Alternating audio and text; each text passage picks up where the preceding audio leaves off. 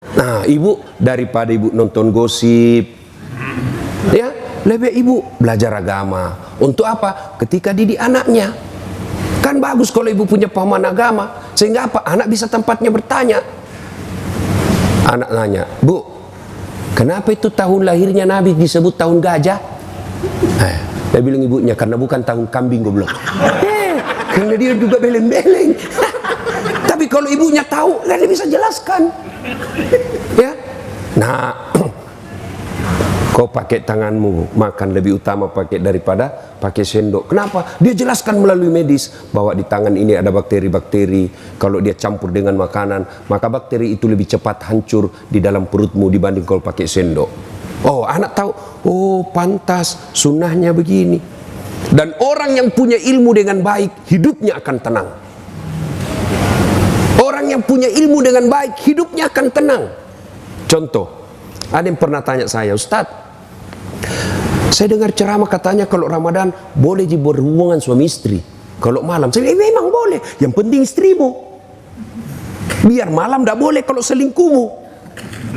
Jadi istri boleh kalau malam. Dia bilang apa? Astagfirullah Ustadz, saya sudah 5 tahun biar malam tidak juga.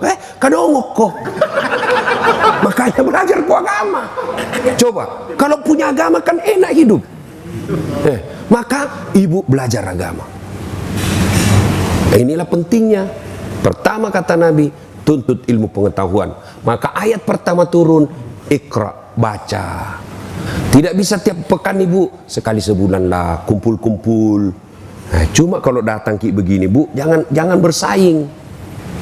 Kada tong ibu-ibu pergi begini damai tapi gersang. Damai tapi gersang. Jadi korbanlah yang gosip. Apa? Dan tidak cerita tapi mulutnya dong.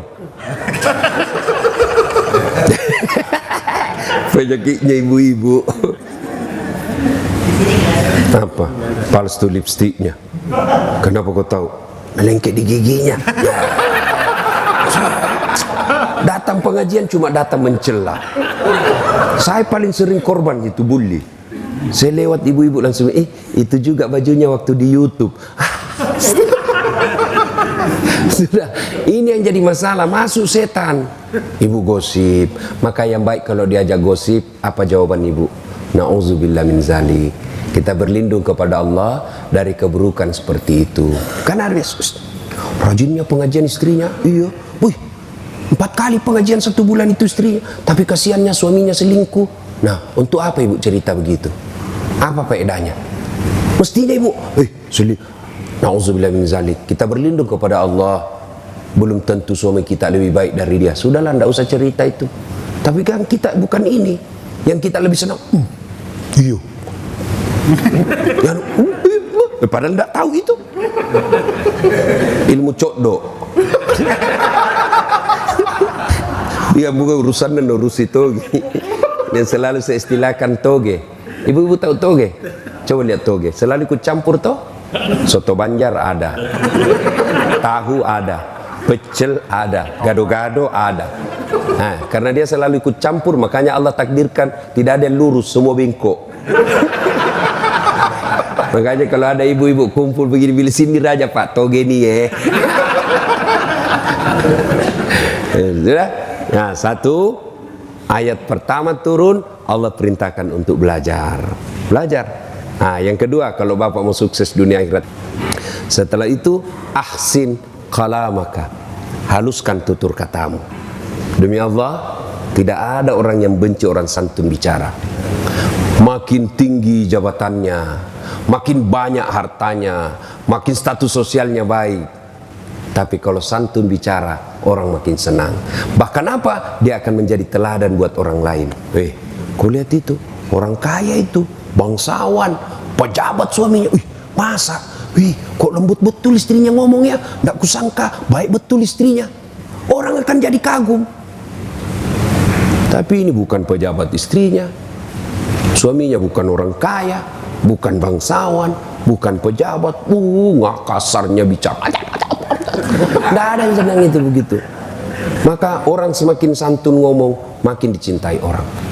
Coba, adab Santun ngomong. Maka saya tidak masuk akal saya, Pak, kalau ada penceramah, pengkhotbah memaki-maki.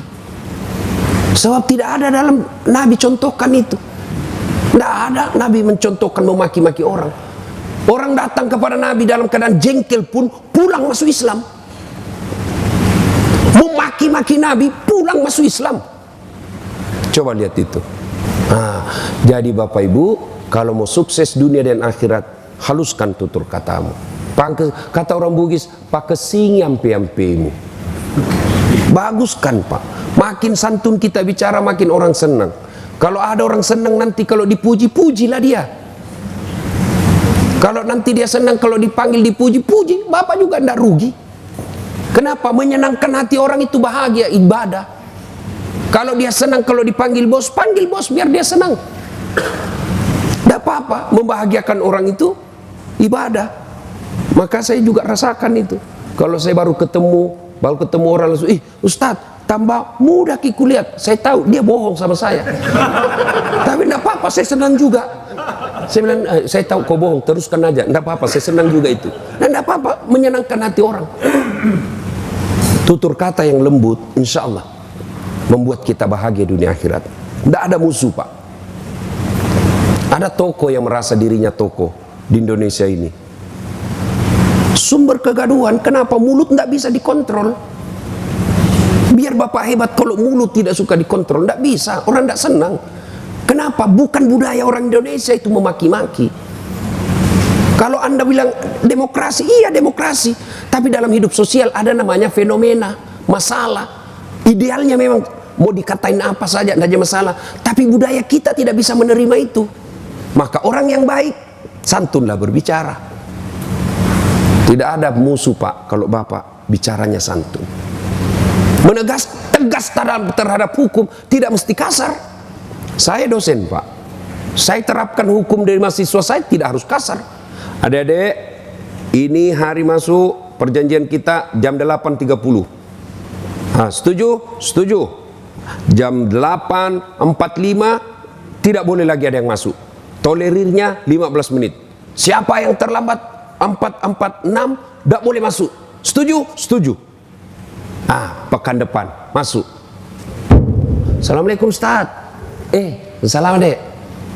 Boleh masuk Ustaz? Jam berapa mi dek? Hampir jam 10 Ustaz, kurang 2 menit. Jam berapa perjanjian? Jam 8.45 Ustaz. Berapa mi sekarang? Hampir jam 9 Ustaz, kurang 2 menit. Berarti dah boleh masuk Ustaz. Ya, minggu depan pi masuk deh. Tunggu mak di luar kalau mau cerita. Keluar enggak sakit hati. Tapi coba kalau baru masuk, terlambat lagi dogo ini. Keluar kok.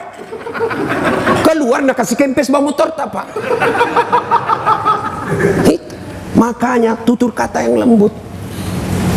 Coba kalau orang Sulawesi dikasari, dia tikam kita, Pak. Kasih bapak kasih duit pakai kaki. Ini duit 5 juta ya Beko. Biar saya miskin, jangan kau hina saya, ku tobok kok. Gitu. Tapi kalau lembut, Pak, tidak ada orang tidak senang orang bicara lembut. Maka itu wasiat agama, wasiat Nabi. Kalian mau sukses, ahsin kalamaka, haluskan tutur katamu. Yang ketiga, kalau kalian mau sukses, as-sadaqatu, bersedekahlah. Demi Allah, ibu-ibu, tidak ada orang bangkrut gara-gara sedekah. Tolong carikan ibu, sahabatnya ibu yang dermawan bangkrut. Tak ada. Yang bangkrut gara-gara apa? Pelit. Kenapa? Banyak doakan orang sial. Coba kalau ibu dermawan, sudah meninggal pun orang doakan. Sudah kita pergi ziarah kubur, lewat kuburnya ibu, baik sekali ibu ini waktu hidup. Bayangkan itu semua masjid dia yang tanggung tegelnya. Itu masjid kau tempati sholat itu. Ini ibu yang belikan. Bacakan Fatihah. Padahal sudah 5 tahun meninggal, orang masih mengenangnya. Bapak ada tahu namanya Masjid Sudirman di Makassar, sampingnya Bang Sulsel. Coba itu kalau Bapak di situ sholat Jumat, ada 3 orang yang selalu didoakan setiap Jumat. Mari kita kirimkan suratul Fatihah. Jamaahnya sekitar 2.000 orang itu di masjid. Suratul Fatihah kepada siapa? Andi Oni Tandri Gappa. Yang kedua, Andi Odang. Kenapa? Beliau yang membangun masjid itu berdua, sehingga tiap Jumat orang doakan, padahal sudah bertahun-tahun meninggal. Kenapa? Dermawan. Tapi kalau ibu pelit, jangankan mati, lewat masih hidup ibu didoakan sial. Benar Pak, lewat mobil kita apa dibilang, mudah-mudahan tabrakan, pelit betul.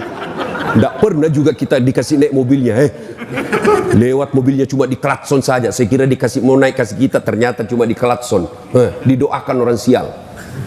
Coba ibu-ibu mau terhindar suami dari maksiat, ibu tidak usah jaga handphone. Semakin ibu awasi handphonenya, semakin cerdas suami. Antisipasi. Berapa ilmunya ibu dibanding ilmunya bapak? Coba, bagaimana kita tidak bohong? Ibu selalu periksa HP, terpaksalah bohong supaya ibu senang, ya kan? Gantilah nama. Istri saya, ada teman saya suka menelpon, saya mau blokir, tidak enak. Saya mau terima, perasaannya mamanya cek di rumah. Terpaksa aku tulis di situ, penjual batu bata. Begitu saya duduk-duduk santai, mamanya cek, mama, Ustaz, penjual batu bata. Mama mati. Weh, jago panggil, jago angkat sayang. Itu tagihan, ada tagihan belum dibayar. Aman saya. Tidak pernah lagi ditanya-tanya. Satu ketika saya bikin teh. Kenapa ini terlalu asin? Nah, tulisannya garam, toplesnya isinya gula. Saya tanya istriku, kenapa kau tulis garam nah isinya gula? Gula, kau tulis gula isinya garam. Dia bilang, HP tak juga, lain kita tulis lain isinya.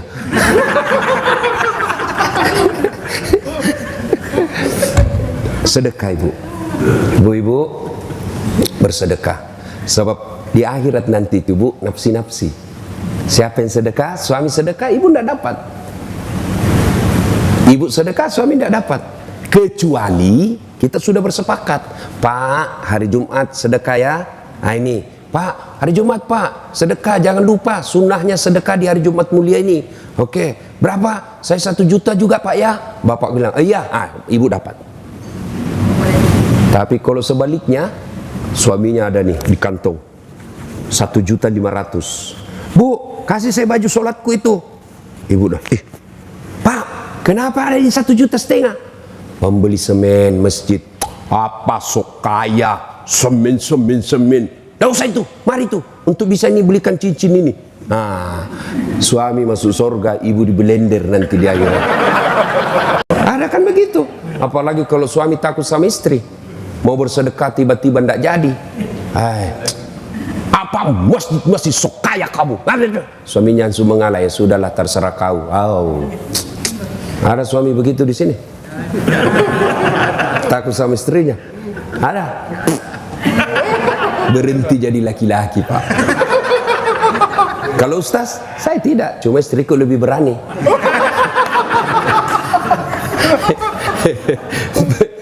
Saya ketemu sama orang Medan kan keras juga suaranya Pak. Kita orang Sulawesi juga keras suara.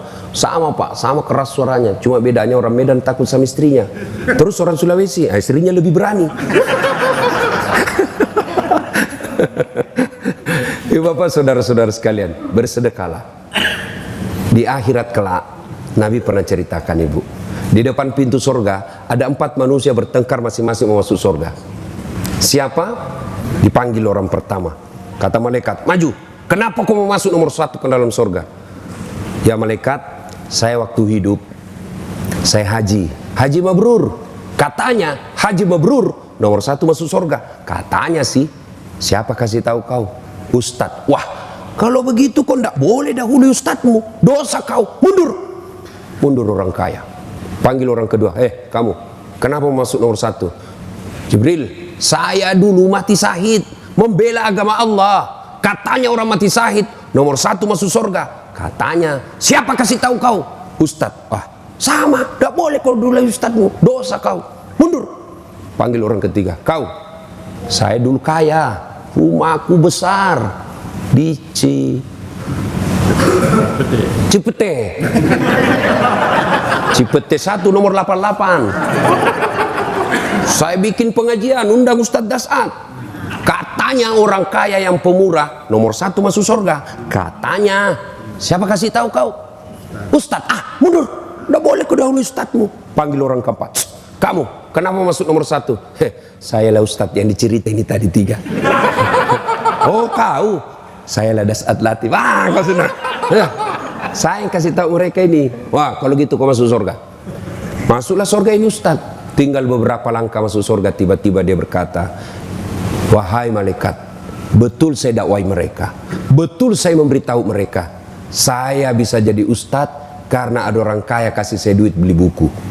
Saya jadi Ustadz karena ada orang kaya bangun masjid tempat saya dakwah. Saya jadi Ustadz karena ada orang kaya bangun sekolah tempat saya nuntut ilmu. Nih saya jadi Ustadz, jasa-jasanya nih orang kaya nih. Saya malu mendahului dia. Dia banyak betul partisipasinya dalam hidup saya. Ya Jibril, sampaikan kepada Allah, saya tidak mau mendahului orang kaya yang pemurah ini. Akhirnya Allah hadiahkan kalian orang kaya yang pemurah, nomor 1 dulu masuk ke dalam surga. Orang kaya yang pemurah. Tapi orang kaya yang pelit, nomor 1 juga. Kemana? Ke neraka. Terserah ibu-ibu mau pilih jalur mana. Ibu-ibu yang sudah kaya, jangan lupa investasi untuk akhirat. Bawa itu berlianmu ke akhirat, bawa itu jamrutmu ke akhirat. Jangan cuma pakai di dunia. Gimana caranya? Kirim sebelum ibu wafat. Enaknya itu kita jadi orang kaya, Bu. Ada nikmat yang orang lain tidak miliki sebagai orang kaya. Apa? Status sosial. Ibu coba pakai emas palsu. Tidak ada orang percaya bilang palsu. Coba pakai. Semua orang bilang asli. Palsu? Tidak mungkin mas orang kaya pakai palsu. Itu enaknya dia orang kaya. Tapi orang miskin biar dia pakai asli. Dari mana dia dapat itu? Itu enaknya jadi orang kaya. Maka saya seandainya kaya palsu aja aku pakai semua. Nah, maka yang baik. Nah, itu saya sudah sedikit lagi saya ini. Ada itu sawah di kampung. Sudahlah, kau jual itu, bikinkan masjid. Mudah-mudahan masjid itu menjadikan saya nanti di sorga, di akhirat penantian alam kubur, tenang hidupku. Pak, saya mau nanti tempat tidurku seperti di dunia ini, spring bed, ber-AC, enak di dalamnya. Saya mau, kirimlah spring bed ke panti asuhan. Saya mau terang kuburku nanti di akhirat. Kirim. Karena ibu dikubur, ibu bukan menanti 1 tahun. Bukan menanti 100 tahun. Menanti sampai hari kiamat. Dan ibu kalau meninggal, siapa yang kuasai hartanya ibu? Ibu kalau meninggal, siapa? Istri kedua. Maka waktu ibu meninggal, menangislah suami. Diambillah cincinnya. Sayangku, inilah pemberianku waktu ku nikahi kau. Diambil lagi gelannya. Sayangku, ini hadiah ulang tahun. Diambil semua. Sudah itu 3 bulan menikah. Maka dia kasihlah istrinya yang baru. Sayang, ini cincin paling disenangi istriku yang dulu. Ibu sudah dikubur. Suami Andreyen dengan istri baru. Maka lebih baik ibu bersedekah. Sedekah ibu, sedekah.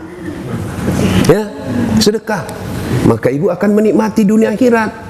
Tidak betul juga kalau ada ustadz bilang, saya tidak setuju juga kalau ada ustadz bilang, tidak usah kau cari uang banyak-banyak, tidak bawa mati. Salah.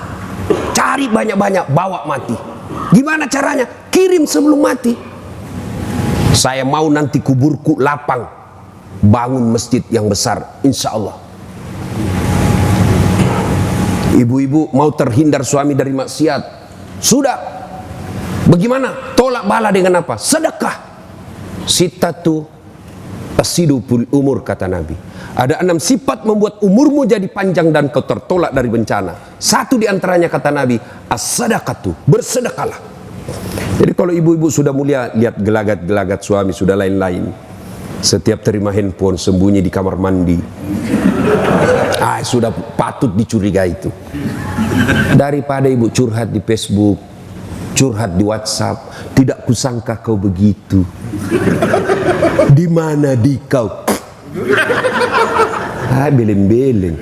Apa mau curhat rahasia rumah tangga di medsos? Karena ada juga itu ibu-ibu begitu. Andai ku tahu kau begini, aku tidak akan menerimamu dulu. Apalagi tidak, aku sudah punya anak 2. Lebih curhat di hadapan Allah. Bangun ibu sholat tengah malam, ngadu dalam doa, minta. Doa itu bukan beli buku di toko Gramedia baru kita hafal. Bukan. Berdoa itu bukan menghafal. Doa itu curhat. Bahasa Bugisnya doa sama peletu. Daripada ibu bahasa Arab bingung malaikat. Malaikat apa maksudnya ini ibu? Aduh. Bingung lagi saya lihat ini bu. Ibu lain di bibir, lain di hati. Menangislah dia berdoa. Iya, apa dia bilang ini ibu? Dia minta supaya suaminya setia, tapi doa yang dia baca doa minta hujan. Bingunglah malaikat. Maka ibu tidak harus bahasa Arab berdoanya. Ya. Nah ibu, namanya sholat hajat.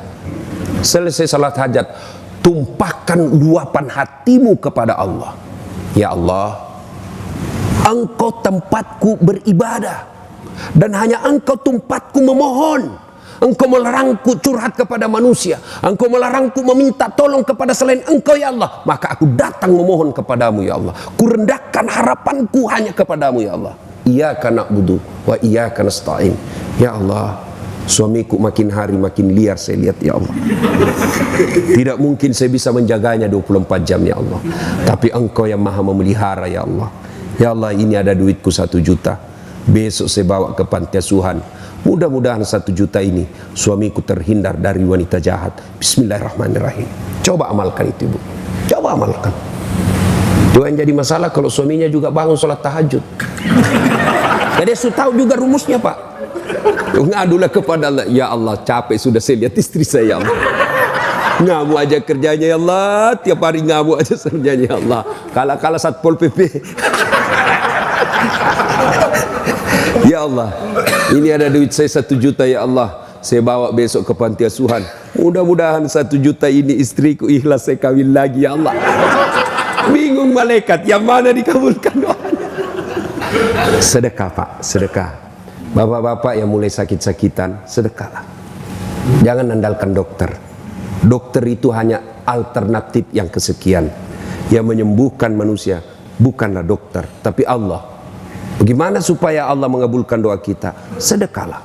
Datang ke panti asuhan, kumpulkan, bawa, makasih langsung antara tangannya bapak dengan tangannya itu anak. Tidak usah pakai sopir, tidak usah bawa pembantu, tidak usah orang lain. Tangannya bapak dengan tangannya itu anak. Itu yang disebut memuliakan anak yatim.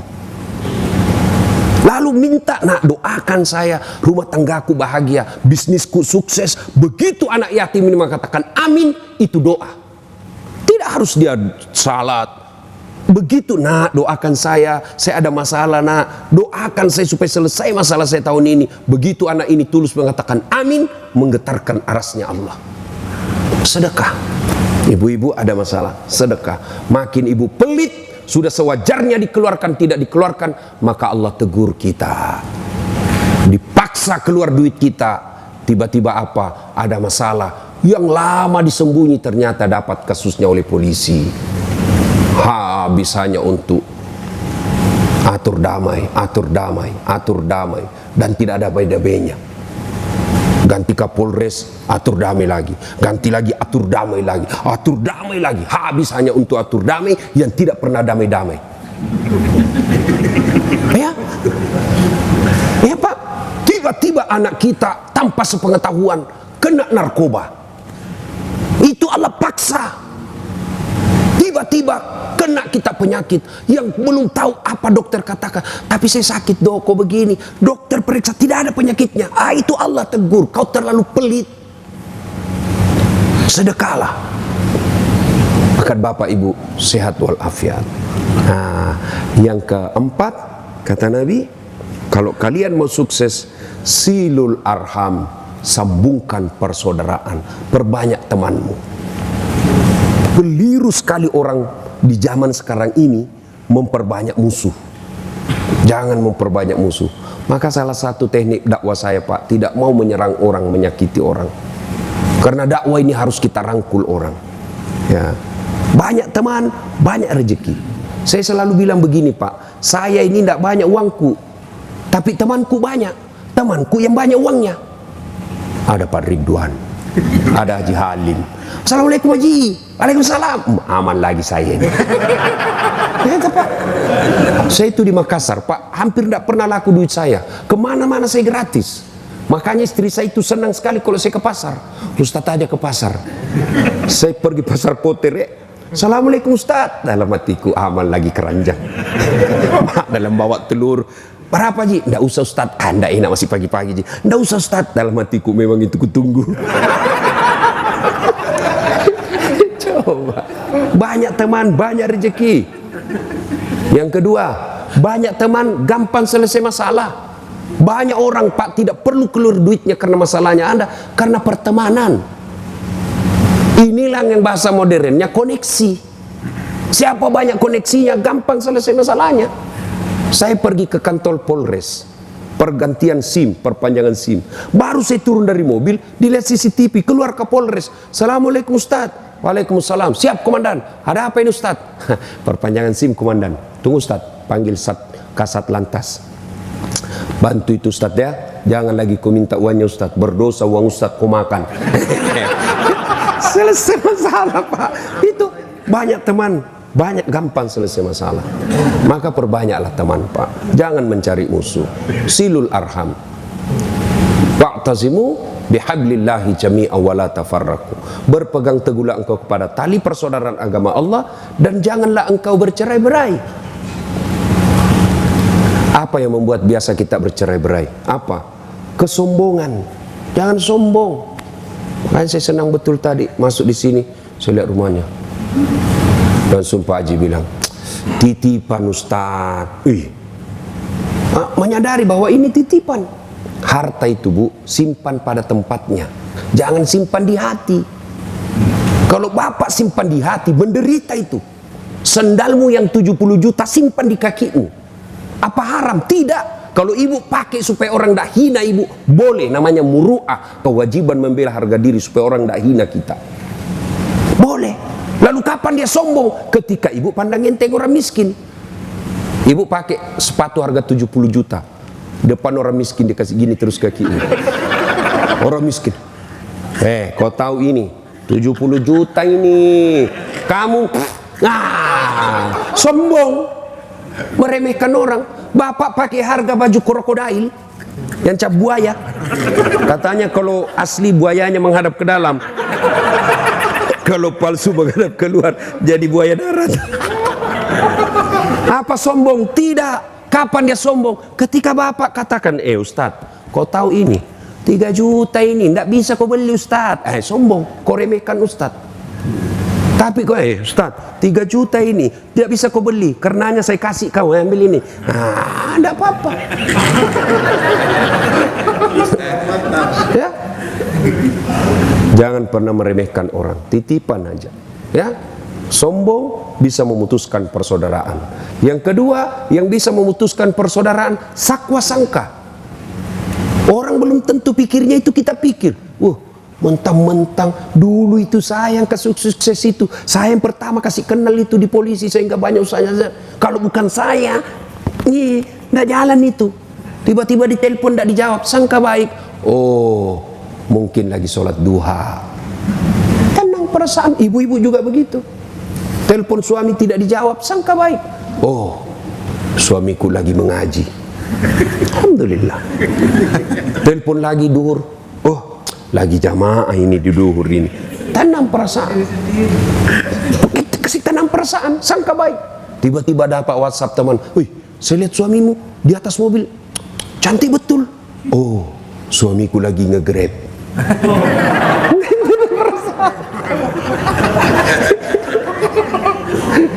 Sangka baik.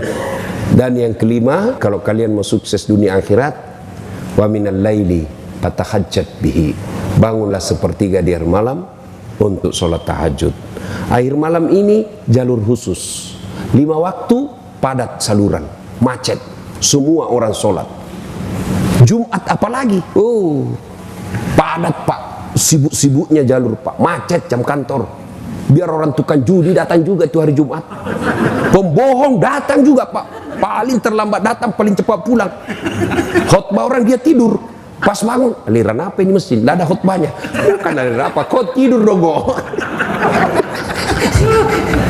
Nah, tapi tengah malam, jam 2 dini hari, jam 3 dini hari, ketika orang lain tidur, ibu justru bangun mengadu kepada Allah, jalur khusus.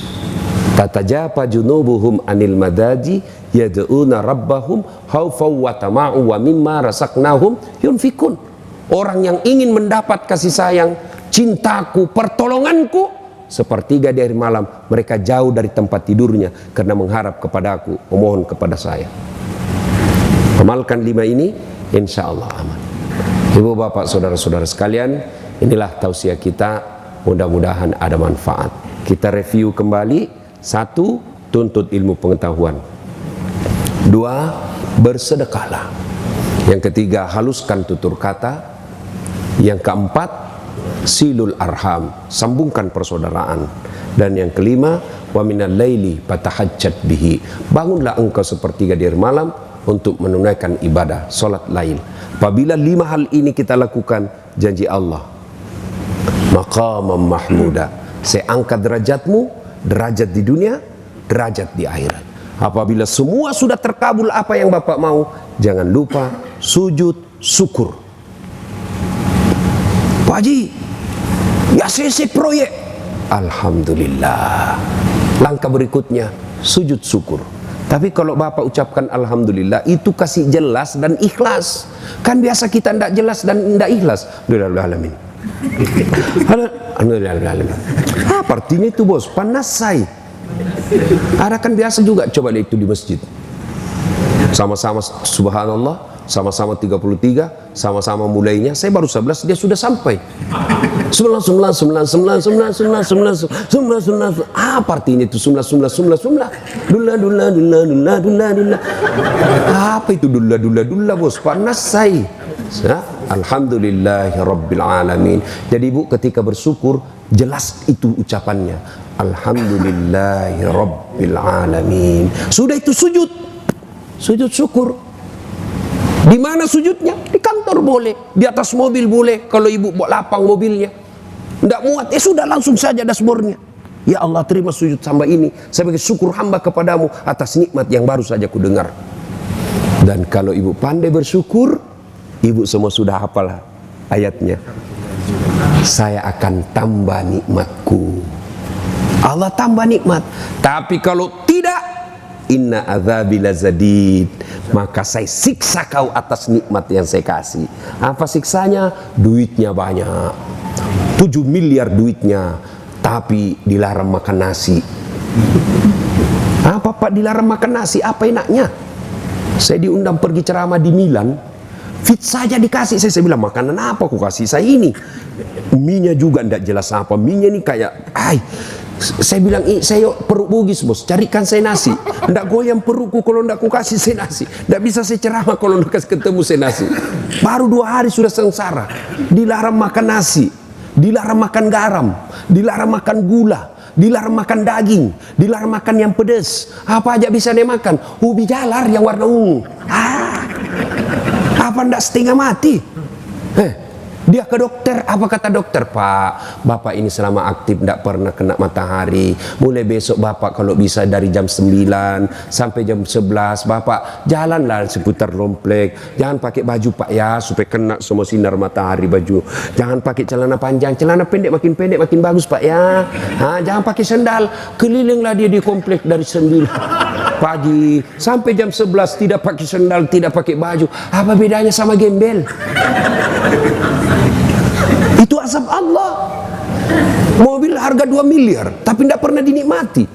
Baru 10 menit di atas sudah stres. Rem. Mobilnya 2 miliar tidak bisa dinikmati. Masuk di kamar kata dokter, Bapak tidak boleh pakai AC. Duitnya 7 miliar tidak bisa tidur. Itu sudah azab Allah. Dan percayalah, sesungguhnya Allah Maha Pengasih. Tidak mungkin Allah menyiksa kita apabila kita taat kepada Allah. Dan puncak ketaatan itu adalah solat 5 waktu. Yang kenapa dia solat 5 waktu? Karena solat inilah penghambaan kita secara totalitas. Saya ulang, solat inilah puncak pengakuan kita sebagai hamba totalitas. Semua, lahir batin. Puasa penghambaan, tapi masih bisa bisnis. Ya toh? Haji penghambaan, tapi masih bisa niaga, masih bisa peluk-peluk istri, masih bisa dengar musik, bayar zakat, masih bisa penghambaan itu, tapi masih bisa kegiatan lain. Tapi sholat 5 menit tidak boleh ada kegiatanmu lain. Total lahir batin kau mengaku hamba kepada Allah. Tidak boleh bapak sholat sambil gendong-gendong istri. Tidak boleh, belem-belem pasti itu. Nah, itu puncak kesyukuran kita, ketaatan kepada Allah Subhanahu wa taala.